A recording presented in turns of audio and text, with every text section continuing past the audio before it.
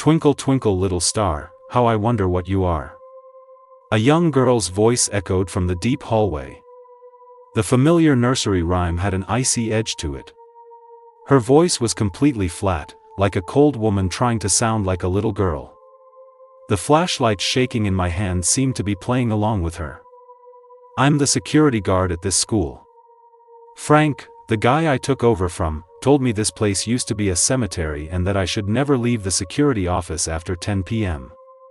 But who could just sit by and do nothing when they hear a student singing in the middle of the night? Besides, with the economy the way it is, jobs are getting harder and harder to find. I wasn't about to lose my monthly paycheck over some baseless ghost story. After all, being poor is a lot scarier than any ghost these days. And a midnight singing lesson? That's such a cliché. Especially with a children's song. Once I catch the little punk trying to spook me, I'll make sure she sings until she's sick of it. Huffing, I followed the sound of the singing up to the 3rd floor. I swept my flashlight across the hall, and sure enough, I saw a white figure at the far end. Who's there? What class are you in? The school hallway was so empty that my voice echoed. The kid must have gotten scared, because the singing stopped. That made me even more certain she was a person. What kind of ghost is afraid of people? I strode toward her, my footsteps echoing down the hall. My flashlight beam bounced with each step, flashing across portraits of Darwin and Edison on the wall. They looked like indifferent spectators. Twinkle twinkle little star, how I wonder what you are. The singing started again. The girl began to sway her head to the rhythm, her 2 pigtails swinging back and forth. The bright red hair ties were impossible to miss. Suddenly, I felt like something was wrong. The school has strict rules about hairstyles, and pigtails like that were definitely not allowed. Besides, what girl even wears her hair like that anymore? And wasn't she shaking her head a little too much? It was like she was trying to shake it right off her shoulders. The scene was genuinely bizarre. I was afraid that if something happened, I'd lose my job. The thought made me nervous. I quickened my pace and shone the flashlight directly in her face. She instantly stopped moving and singing, then cracked a creepy smile. Mr. Miller, do you remember me? There are so many students in this school, how could I remember all of you? Even as I said it, I squinted to get a better look. She was wearing a white dress, her skin was pale, but her lips were very red. When she smiled, she had a single canine tooth on the left, making her look like a porcelain doll.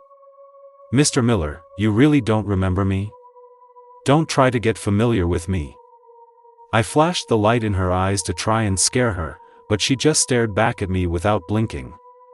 She was smiling, but it sent a chill down my spine. Twinkle twinkle little star, how I wonder what you are. She started singing again, and it was getting on my nerves. Which class are you in? Get back to your dorm now. Open, open. I want in.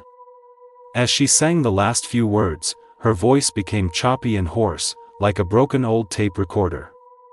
When she finished the last word, her head actually fell off. Blood gushed from her neck, staining her white dress red in seconds. Her head rolled to my feet with a soft thud. The smile was still on her face, and her dead, fish-like eyes were still staring at me. Leo Miller, you really don't recognize me? I shot up in bed, wiping the cold sweat from my forehead. It was just a nightmare. But the girl in the dream did look familiar, I just couldn't place her. I wasn't going to let a nightmare get to me, but I couldn't shake the feeling that I knew that student from somewhere. I swung my legs over the side of the bed, my heart pounding. After thinking for a moment and still coming up blank, I grabbed a nitro pill from the nightstand and put it under my tongue. My name is Leo Miller, and I'm 50 years old. You get to a certain age, and your body just isn't what it used to be. When I was young, I never thought I'd get old, but it just sneaks up on you. I've been a security guard since I came to the city at 25. To put it in today's terms, I took a shortcut and skipped straight to my retirement job. Honestly, I know it's because I don't have an education and I'm lazy. Being a security guard is easy, you don't have to worry about much. I used to work security at a high-end apartment complex, banking on the fact that I'd learned a little kung fu back home. The pay was good, and the job was a piece of cake. There were only 2 rules: you had to be tougher than the residents, and you had to be faster than the delivery guys. But in the last couple of years, I've had this weird back pain. The hospital couldn't find anything wrong with my back, but they did diagnose me with a heart condition. So, I ended up here, at Northwood Vocational High. Northwood is a boarding school, and I'm the night guard for the main academic building. All I have to do is take over the shift, do a patrol at 10:30 p.m., and then I can sleep. The school is empty at night. The pay is only $1,400 a month, but it comes with benefits, so it's an easy gig for me. I glanced at my phone. It was 11:16 p.m.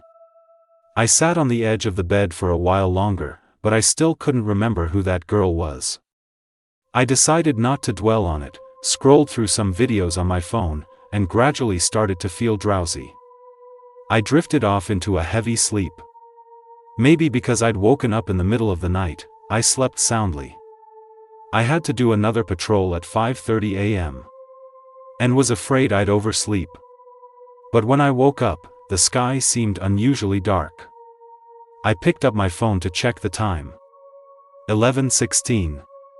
I quickly looked outside. The empty school grounds were lit only by the streetlights and the moon. The sun rises late in the northern winters, but it shouldn't be this pitch black at 5 in the morning. The moon was high in the sky, which meant it was still the middle of the night. I didn't know how long I'd slept, but it had definitely been several hours. How could it still be midnight? I pinched my thigh, hard. The dull pain told me this was all real, but I wished it were a dream. Back in my village, I heard a psychic say that some ghosts have so much resentment they can't move on to the next life. Instead, they trap the living in the place where they died, forcing them to stay with them for eternity, never to be reborn. It's like a cat playing with a mouse. When the ghost gets bored, it'll toy with the person until there's nothing left of them. I remembered what Frank had said, don't leave the security office at night. I figured I was safe for now. Ghosts are afraid of the sun. All I had to do was wait until sunrise, and I'd be okay. Then I'd quit. The job might be easy, but you have to be alive to enjoy it. I sat on the edge of the bed, my eyes glued to the clock on my nightstand. The second hand ticked by, 1 second at a time. It felt more real, more reassuring, than the time on my phone. I'm getting old. Even though I was terrified, by 3 in the morning, my eyelids started to feel heavy. I knew I couldn't sleep. If I did, I might wake up and it would be 11:16 all over again. So I got up and started pacing around the small security office. The office was less than 100 square feet. Besides the bed and desk, there was a small space heater on the floor, leaving almost no room to walk. But I didn't care. I held the clock in my hand, staring at it intently. As the minutes and seconds ticked by, I grew more and more tired, but also more and more excited. 4 o'clock, 4:30, 5. If I could just hold on until 5:30, the sun would come up. Then, no ghost or demon would dare to show its face. 5:59. Every time the red second hand ticked, my heart jumped with it. The sky outside was still pitch black, but it didn't matter. I would be free soon. Finally, the second hand aligned with the minute and hour hands. I thought I was free, but then I saw the hands of the clock suddenly start moving backward. Come back. Get your ass back here. I shook the clock desperately, but it kept spinning backward on its own, much faster than it had moved forward. In just a few minutes, it stopped. 11:16. Son of a bitch. I smashed the clock on the ground and stomped on it a few times, cursing under my breath. The plastic screen shattered, but the 3 hands kept on ticking stubbornly. When I was too tired to stomp anymore, I collapsed onto the edge of the bed, gasping for air. I grabbed my hair with both hands, the roots aching with the pressure. I knew then that I might never get out. Twinkle twinkle little star, how I wonder what you are. The little girl's voice came from the depths of the hallway, faint and indistinct, just like in my dream. Mr. Miller, you really don't remember me? The desk lamp flickered a few times, then went out. Thump, thump, thump. In the darkness, the sound of my own heartbeat was deafening. The singing had stopped. It wasn't just the lamp. All the electronics in the security office had died.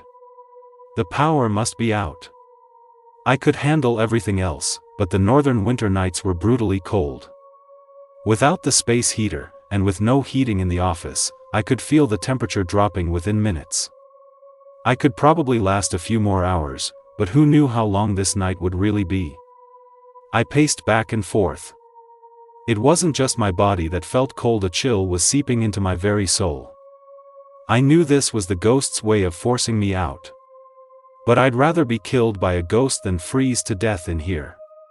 Besides, the psychic said ghosts can only cause trouble in the place where they died. If I left the school, maybe I'd be fine. I grabbed my phone, flashlight, stun baton, and a riot fork. I had no idea if any of this stuff would work on a ghost, but I felt better having something in my hands. Taking a deep breath, I pushed the door open and stepped out. The hallway was still silent, but it felt even darker than usual. Even with my flashlight on, I could only see about 10 feet ahead. The school issued us high-powered flashlights normally, you could see clearly from 30 feet away. This was not normal. And I don't know if it was just my imagination, but it felt exceptionally cold tonight. Through the darkness, I could just make out the first-floor lobby. It was a black void, like the mouth of a giant beast, waiting silently for me to walk into it and be swallowed whole, bones and all. Only an idiot would go that way. I turned around and walked away. This whole place was clearly wrong. I'm not one of those young thrill-seekers looking to get themselves killed. As long as I could get out alive, I didn't care about anything else. I ran all the way to the main school gate, used my key to open the old iron gate, and as soon as the opening was wide enough to slip through, I was gone. There was a thick fog outside tonight. Even with the flashlight, I could barely see my hand in front of my face. The air was damp and cold, a chill that went straight to my bones. Harbin never used to have this kind of weather in the winter. The weather's gotten stranger and stranger these last few years. The experts online say it's because of global warming. Right now, I didn't have the energy to care if the planet was warming up or not. All I knew was that my bed was definitely warm. As soon as I got home, I was going to crawl under the covers, have a shot or two of whiskey, and sleep this whole night away. First, I had to get home. But after walking for 10 minutes, the old, dilapidated iron gate of the vocational school appeared in front of me again. My mind went blank, and the hand holding the flashlight started to tremble. My house isn't far from the school. Even with the thick fog, there's no way I would get lost, and certainly no way I would end up back here. Refusing to believe it, I tried again, walking in a different direction. 10 minutes later, I was back at the school gate. A ghost loop. I'd heard the psychic talk about this. It was a trick some powerful ghosts used. I heard you needed a virgin's urine to break it, but I hadn't been a virgin in a long, long time. This was a dead end. The silent school building stood in the darkness like a giant tombstone. A tombstone is everyone's final destination, an unavoidable end. I had nowhere left to run, so I had no choice but to face it. But I had used up most of my energy. I had to sit down on the athletic field and rest for a moment. It was only then that I realized something else was wrong with the school tonight. Because of the pandemic, the school was supposed to be on lockdown. The guard booth at the main gate was manned. There was no way I should have been able to get out. I stood up and looked. The guard booth was empty. And now that I had calmed down, I noticed that the school building itself looked different. It was too dark to see clearly, but I remembered the vocational school being 5 stories high. The building in front of me was only 4. The walls were mottled, and the paint was peeling in places. It was obviously much older. A terrible feeling crept into my heart. I walked quickly to the entrance and shone my flashlight on the plaque above the door. Harbin Experimental High School No. 2. My heart sank. The name of this school felt very familiar, but I had never worked here. I couldn't figure out what connection it had to me. The more I thought about it, the more my head started to ache, as if a small hammer was gently tapping inside my skull. Suddenly, the image of the girl from my dream flashed through my mind again. Only this time, she wasn't wearing the white dress from the dream, but a baggy, blue and white school uniform that completely hid her figure. The only thing that stood out were those 2 pigtails. She was sitting in a classroom, surrounded by old-fashioned wooden desks and chairs. She was looking at me, but I could only see her lips moving. I couldn't hear a sound. I tried to make out what she was saying, but my consciousness was suddenly pulled back. I was kneeling on the cold ground in the middle of the winter night, gasping for breath. The frigid air rushed into my body, making my lungs burn. "Who are you?" I was back.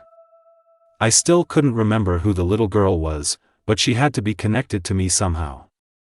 I heard the psychic say that some powerful ghosts can't find peace because they have unfinished business. Whether she wanted my help or wanted to drain my life force, I had no idea. But I had nowhere else to go and no choice in the matter. Besides, that last experience was like someone had taken a chisel to my memory, creating a crack that let me see things I'd never noticed before. But right now, it was just the tip of the iceberg. I wanted to find out who she really was. I walked past my security office again, and only now did I realize how out of place it was in this environment. The entire experimental high school looked like it was from the early 2000s, or even earlier. My security office was from the vocational school. It was run down, sure, but it was clearly more modern than its surroundings, like a puzzle piece that had been forced into the wrong puzzle. It was from the same series, but you could tell it wasn't from the same set. The place was bizarre, but it was already haunted. I wasn't going to get hung up on whether it made sense. For now, it seemed like this entire space, except for my security office, had transformed into the old experimental high school. I checked my phone. As expected, no signal. It looked like I was on my own for this one. It didn't take long for me to find the school's floor plan on the first floor. I quickly located the records room. It was at the end of the 3rd floor hallway. If you want to find out who a student is, the records room is the place to go. I've patrolled countless schools over the years, but none have ever felt as eerie and terrifying as this one. It felt like every dark corner was hiding someone, watching me with cat-like eyes that glowed a faint green in the dark. Each floor had 2 stairwells, one next to the men's restroom and one next to the women's. Following the map, I headed for the stairs near the women's restroom at the far end of the hall. Nothing happened on the way to the staircase. It seemed I was just scaring myself. On the wall directly facing the stairs hung a list of school rules. There were only 4. 1. No loud noises in the hallway. 2. No running or horseplay in the hallway. 3. Respect your teachers and be kind to your classmates. 4. The 4th rule was painted over with black paint. The other rules were in a standard black font, but the first one was written in red. It looked particularly terrifying under the beam of my flashlight. Ah, what the hell is this creepy crap? Screw this. I was already on edge, and the strange rules gave me a jump scare. I felt a sudden warmth in my legs, and my pants were wet. Even though no one saw, I was so angry at myself for being such a coward that I started cursing. If I didn't have something I needed to do, I would have ripped the damn thing off the wall. But just then, I saw black hair start to emerge from around the edges of the sign. It spread like black ivy, slowly creeping down the wall towards my feet. My blood ran cold. My heart felt like it was going to burst out of my chest. I frantically searched my pockets but couldn't find my nitro pills. I left them in the security office. I could still make it to the second floor. The hair was moving slowly. But if I didn't go back for my medication, I might not last another 10 minutes. And who knew what was waiting for me on the next floor? Clutching my chest, I ran, not very fast, but luckily still much faster than the hair. Unfortunately, out of the corner of my eye, I saw hair pouring out of the dark classrooms. Endless streams of hair. I was breathing heavily, using every last bit of my strength to get back to the security office. I fumbled in the drawer, found the pills, and put 2 under my tongue. The feeling of my heart spinning out of control finally started to subside. Thankfully, there was no hair in the office. But it was growing thicker outside. I knew I couldn't waste any time. I caught my breath for just a moment before running out again. As I left, I could almost hear the sound of the hair scraping against the floor, making my skin crawl. It was too late to go to the stairs by the women's restroom now. I had no choice but to take the closer stairs by the men's restroom. Terrified that the hair would catch up to me, I ran faster than I had in 50 years. The road runner had nothing on me. I bounded up the stairs to the second floor. A list of school rules was posted right across from the landing. Afraid that more hair would come out of it, I ran a few more steps before stopping. After all that, I had almost no energy left. I bent over, hands on my knees, gasping for breath. Luckily, the hair hadn't followed me up. I had only caught a glimpse of it before, but the school rules on the second floor seemed different from the ones on the first. I shone my flashlight on it. The red rule was now the second one. No running or horseplay. The blood-red words felt like a death warrant. The hair on the back of my neck stood straight up. On the first floor, the red rule was no loud noises. At the time, I was too busy looking for my medicine and running for my life to think about it. But looking back now, it seemed like the hair only started coming out after I cursed out loud. On the second floor, the rule was no running or horseplay. I had already taken a couple of running steps when I came up. I instantly regretted it. Twinkle twinkle little star, how I wonder what you are. The deadly nursery rhyme started up again. But this time, it wasn't just one person singing. It was hundreds of voices, boys and girls, all sounding like they were 15 or 16 years old. In other words, they were all students. And the singing was coming from the classrooms. 24 classrooms lined the hallway, and in each one, Twinkle, Twinkle, Little Star was being sung. The familiar tune was completely devoid of emotion, like the hollow sound of a bellows blowing air. A cold, ghostly wind blew through the hallway, making my already wet pants feel even colder. My legs went weak, and I could barely move. I gathered my courage and shone my flashlight into the nearest classroom. It was full of people. There were about 30 of them, sitting motionless at their desks, singing in the dark, unlit room. My heart felt like it was being squeezed by a hand. I can't describe the pain, but I could tell they weren't human. These students were wearing school uniforms, but they had no facial features. They were all mannequins, the kind you see in department stores. They seemed to sense the light source and all turned their heads to look at me. Even though they had no eyes, I could feel their gaze. I covered my mouth, afraid that any sound would draw their attention. Suddenly, they stood up. I collapsed to the floor. And I could tell it wasn't just them. The mannequins on the entire floor were standing up. The next step, without a doubt, was for them to come out and get me. Their joints were stiff, and they moved with great effort, but I didn't dare run. After all, who knew what would happen if I broke another rule? I only have one life, and I wasn't about to test my luck. Besides, my legs were still jelly. I couldn't run even if I wanted to. I didn't dare walk fast, but they couldn't walk fast either. The silent hallway looked like a video playing at half speed, both terrifying and ridiculous. But I wasn't laughing. I watched as they filed out of their classrooms, a black mass of faceless heads. Although they weren't moving quickly, they were extremely purposeful. Hundreds of mannequins were closing in on me. I didn't dare break into a run, so I could only try to calculate the distance between us and my own speed. But with my limited education, I couldn't do any precise calculations. I could only eyeball the distance and try to walk a little faster. Cold sweat had already soaked through my clothes, even dripping from my eyebrows. This hallway, only a few hundred feet long, felt like it would never end. The sound of "Twinkle, Twinkle, Little Star" was a constant drone in my ears, now from hundreds of voices, singing its way into my brain until I thought my head would split open. So annoying. My head hurts. Twinkle, twinkle, little star, how I wonder what you are. The song echoed in my mind again, but this time it was a man's voice, and I vaguely saw a restroom. Then I snapped back to reality. I don't know why I was having these hallucinations, but I had clearly wasted more time than I thought. They had almost completely surrounded me. If I kept moving at this snail's pace, I would never get out. At this point, I couldn't care less about the rules. I just ran for it.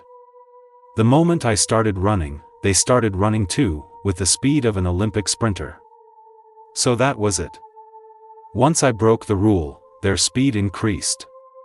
If I had started running from the beginning, they would have caught me for sure. Luckily, I only had about a third of the way to go. I could almost see the sign for the women's restroom. They were closing in on me, and I could only lower my head and run, not thinking about anything. The feeling of bumping into plastic wasn't pleasant. The feeling of being grabbed by plastic was even worse. Their strength was immense, and I had to struggle with all my might to break free. Relying on my limited self-defense skills, I weaved through the crowd and finally saw the staircase. I leaped onto it in a single bound. Strangely, they all stopped at the bottom of the stairs, as if there was an invisible wall they couldn't cross. But they were still watching me. A black mass of figures, each one with its head tilted up, looking at me with those eyeless faces. They were no longer singing. They were speaking. Leo Miller, do you remember me? I'm Sarah. Leo Miller, do you remember me? I'm Sarah. Leo Miller, do you remember me? I'm Sarah. No emotion, no intonation. Just repetition, over and over again. And only that one line. I fled in terror, not daring to look back. I had escaped death. I made it to the 3rd floor. Their voices were still coming from downstairs, but for now, they posed no immediate threat. I collapsed onto the floor and dry heaved a few times, but nothing came up. My arms were burning. In the chaos, I had been scratched a few times. There were several long, bloody scrapes on both of my arms. Between the exhaustion and the injuries, my old bones felt like they were about to fall apart. But I had nothing but my heart medication. I couldn't treat the wounds. I had to find a way out of this hellhole, or I was going to be tormented to death. I pulled out my phone and looked at the time. 11:16. I had been running around for at least an hour, but not a single minute had passed. It seemed the ghost wasn't even trying to pretend anymore. The school rules were right across from the stairs. I looked up and saw that, sure enough, the red text was now the 3rd rule. Respect your teachers and be kind to your classmates. Compared to the first 2, this rule seemed a bit strange. There were no teachers in the school now, so respecting them was out of the question. As for classmates, was it referring to those plastic mannequins downstairs? I'd be lucky if they didn't tear me apart, let alone be kind to them.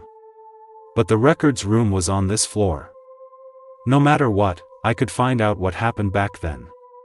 At least now, besides a face, I had a name. The empty hallway was silent except for the sound of my own footsteps. After the plastic mannequins and the annoying singing, I found the current silence quite comforting. The records room was in the middle of the third floor.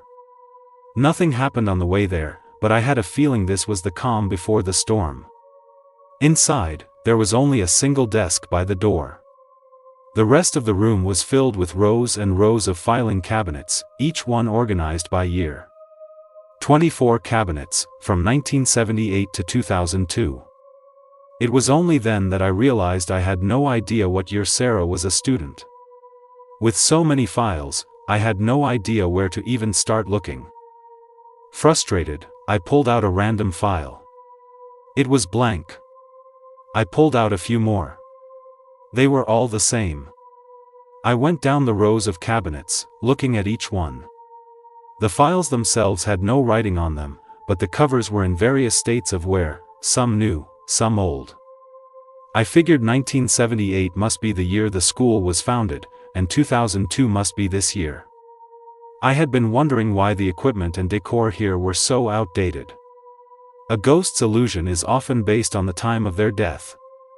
If she had died 20 years ago, then all of this would make sense. A soft sound caught my attention. A file had suddenly fallen out of the cabinet labeled 1999.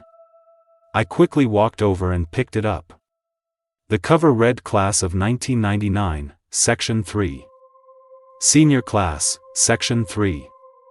I thought I had seen that classroom number earlier. I was just in too much of a hurry to find the records room to pay it any mind. I opened the box and went through the files one by one. Each one had a name on it, but I didn't care what they were called. Finally, near the bottom of the stack, I found the name I was looking for: Sarah. My hand trembled as I pulled out the file. I was afraid it would be another blank sheet of paper, but thankfully, the first thing I saw was a girl's photo. The girl in the picture was wearing a school uniform. She had round eyes and a high nose, but her face was pale, as if she were malnourished. But there was no mistaking the signature pigtails. Even 20 years ago, not many girls wore their hair like that. The red hair ties were also faintly visible. There was no doubt about it, Sarah was the ghost I had seen in my dream. She was a high school senior, but her file was thick. I quickly scanned it with my flashlight and soon understood the whole story. Sarah was not a good student. In the first half of the school year, she had broken the school rules 6 times, mostly for being late and sneaking out at night. But in the second semester, Sarah was raped. At school. She was the victim, but the school expelled her on the grounds of damaging the school's reputation, as if she were the one who had done something wrong. She was already not what you would call a good student. I know all too well how the teachers and other students would have talked about her. As a security guard, I've heard plenty of similar stories. Some people choose to drop out, others try to stick it out. But Sarah wasn't that strong. She chose the most extreme outcome for herself. December 31, 2002. New Year's Eve. During class time, Sarah jumped from the 4th floor restroom. The last page of the file was a copy of her death certificate, along with a photo from the scene. The young girl was wearing a white dress, like a single flower wilting in a pool of blood, making her look exceptionally frail. She was lying face down in the snow, her pigtails soaked in blood, a shocking black against the white. The red ribbons used to tie her hair had blended in with the blood. But she should have graduated by then. Why did she come back to the school to commit suicide? Senior Class Section 3 Student Leo Miller, please report to your classroom immediately. The school's PA system crackled to life with a cold, female voice. The hair on my head stood on end. Respect your teachers and be kind to your classmates. I remembered the rule for this floor. Fearing what might happen if I delayed, I grabbed the file and hurried out the door. Senior Class Section 3 was Sarah's classroom. I still remembered where it was. I pushed the door open cautiously, my flashlight beam cutting through the darkness. The lights were off. There were about 30 students inside, each with an easel in front of them. Of course, these students were all mannequins. The teacher at the front of the class was one too, the only difference being that she was an adult-sized mannequin. She looked at me with her featureless face, then glanced at the only empty seat in the back row. Without a doubt, that was my seat. I'm 50 years old. I never thought I'd have the chance to go back to class one day. But this was a chance anyone else could have. I definitely didn't want it. I hesitated for a moment. All the students stopped drawing and looked at me. They were waiting for me. If I didn't obey, I had a feeling they would do more than just wait. The pain in my arm was a sharp reminder that it was best not to be impulsive. I took a few deep breaths and slowly walked to my seat and sat down. Good. Since Leo Miller is late, I will repeat today's assignment. She had no mouth, but she could speak. It was the same voice from the PA system. Draw the person who raped Sarah. Everyone lowered their heads. Even though the room was dark and they had no eyes, they were definitely drawing. The only sound in the classroom was the shush-shu of charcoal on paper. The scene was unbelievably bizarre. And I couldn't draw anything. Who raped Sarah? How would I know? My only thought was to find a way to escape. There was a back door in the classroom. It was locked, but I could probably break it down. They drew without any hesitation, as if they had repeated this lesson countless times. By the time I had made up my mind, they had already stopped. Leo Miller, are you finished? Who raped her? As the teacher spoke, everyone turned their heads. Suddenly, faces grew on their blank heads, round eyes, high noses, pale skin, as if they were chronically malnourished. Their hair grew long, forming two pigtails. It was Sarah. They had all turned into Sarah. Twinkle twinkle little star, how I wonder what you are. The Sarahs began to sing in unison, just like in my dream. My flashlight beam swept across their canvases. Each one had drawn a young man in a security guard uniform. It was me, 20 years ago. The Sarahs swarmed me. A dull pain throbbed in my head, but I couldn't worry about that now. I threw myself against the back door, and it burst open after a few hits. But some of the Sarahs had already rushed out the front door. They weren't slow like the mannequins downstairs. I could only run in the opposite direction. I quickly reached the stairs, but the mannequins from the second floor were still there, not moving, a sea of black heads like an audience in a movie theater. Upstairs. I had to go up.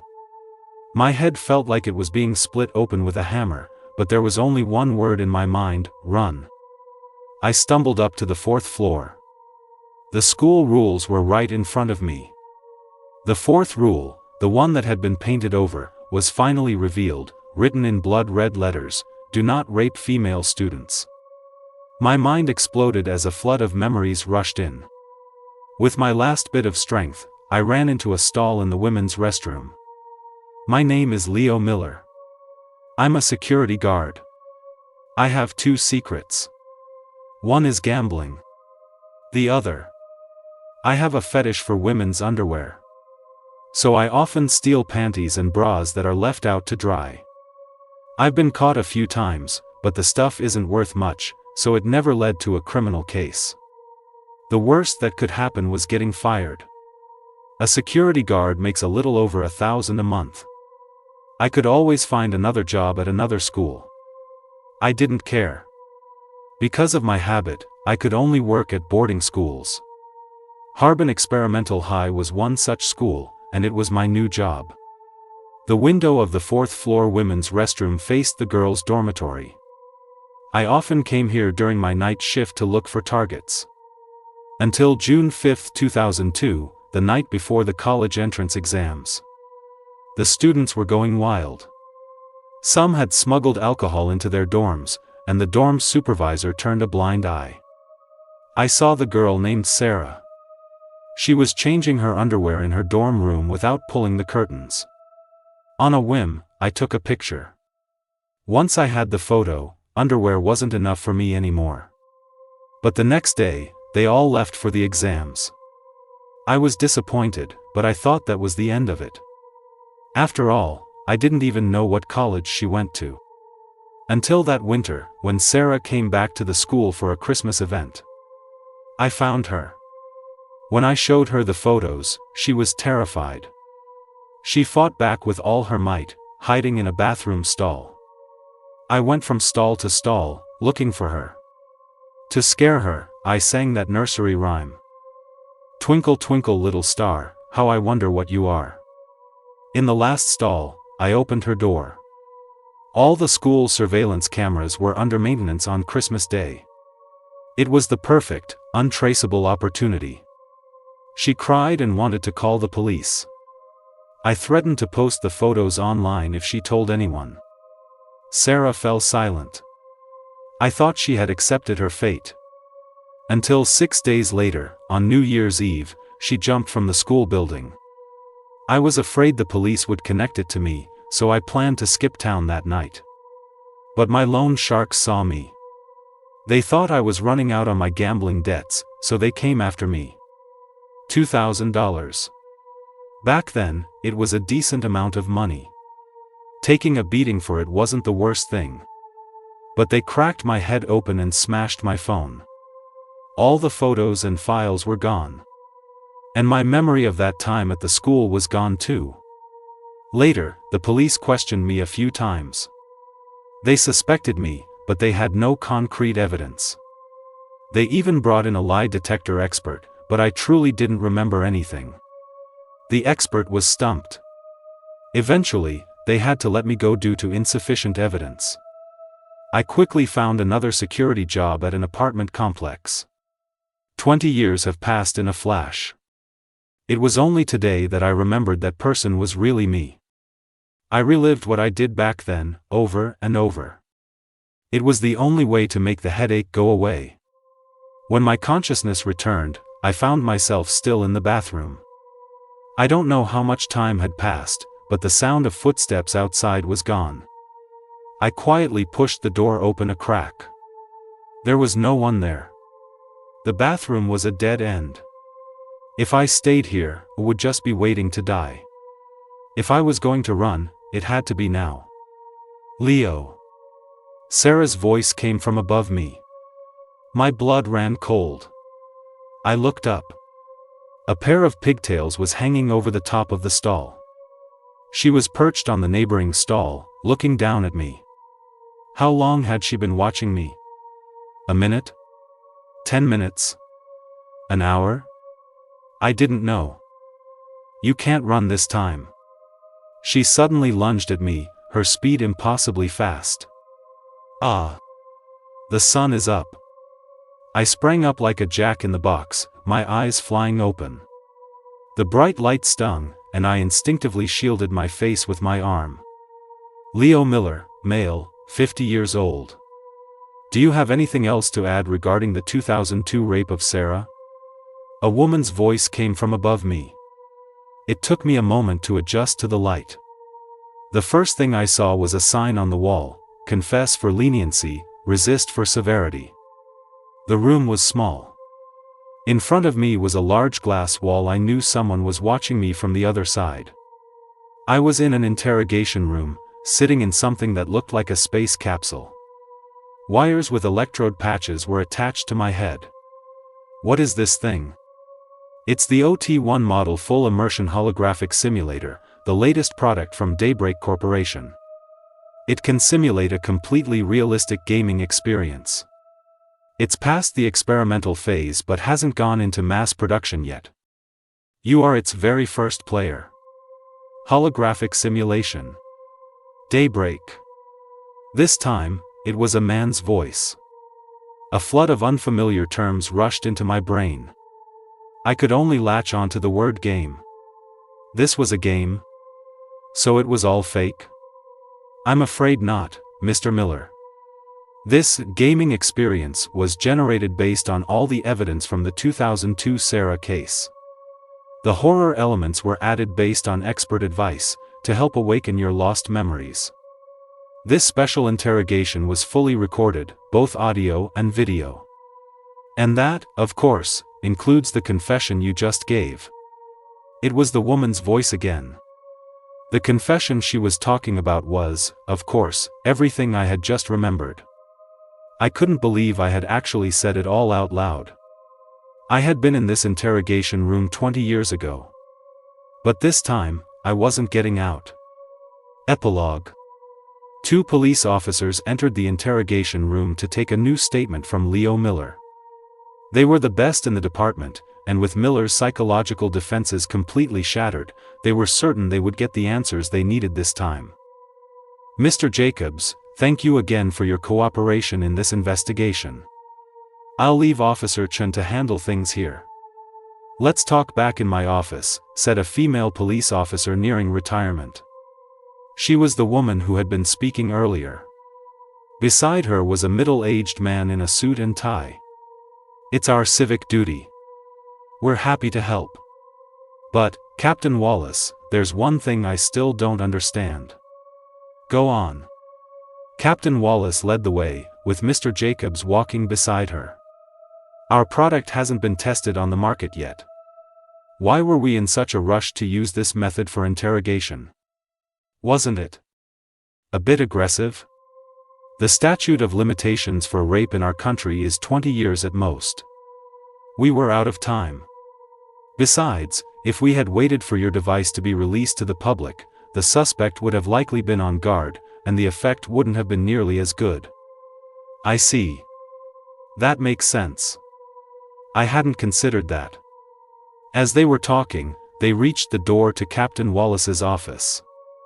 She habitually took out her keys to unlock the door, and a photograph fell out.